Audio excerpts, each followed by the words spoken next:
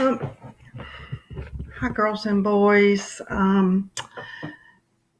Today you're going to do a Google slide for me, and what you're going to do is you're going to do all the problems on paper that you see on the slide. And if you notice, I have one example written down here.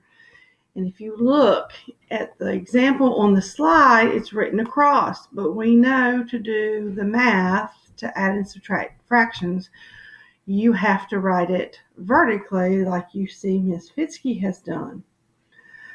When you write it like that, you still need to use the same strategies that I've taught you to do. You need the common denominator. To get that, you have to do the least common denominator. So you do your L, what goes in your L? 5 and 10. And then you say, oh, what? I check 5 first. Does 5 go into 10 evenly? It does. So I can write the 5 here. 5 times 1 is 5. 5 times 2 is 10. And then do I need to do another L? Is there another factor that can go backwards? Is there another factor that can go into 1 and 2? No, they're 1 apart, plus we have a 1. So my LCD, I should have labeled that, means I do the big L. Boy, this is sloppy looking. It's hard to write like this. I do the big L, and 5 times 1 times 2 is 10. So my new denominator is 10.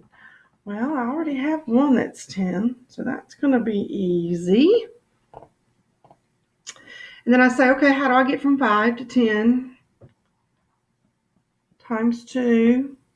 3 times 2 is 6. 6 tenths. And then how do I get from 10 to 10? 10 times 1 is 10. 2 times 1 is 2. Remember, I X out the old, but still so we can see the work. Now, this isn't adding. What doesn't change when we add fractions? Our denominator stays the same. We worked hard to get that same denominator. And 6 plus 2 is 8. Now, what you should do is make sure it's in simplest form.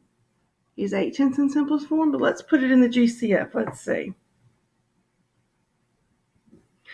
Anything that goes into 8, or what, does 8 go into 10 evenly? No. So I'll go back to 8. What are some numbers that go into both 8 and 10? 2 works.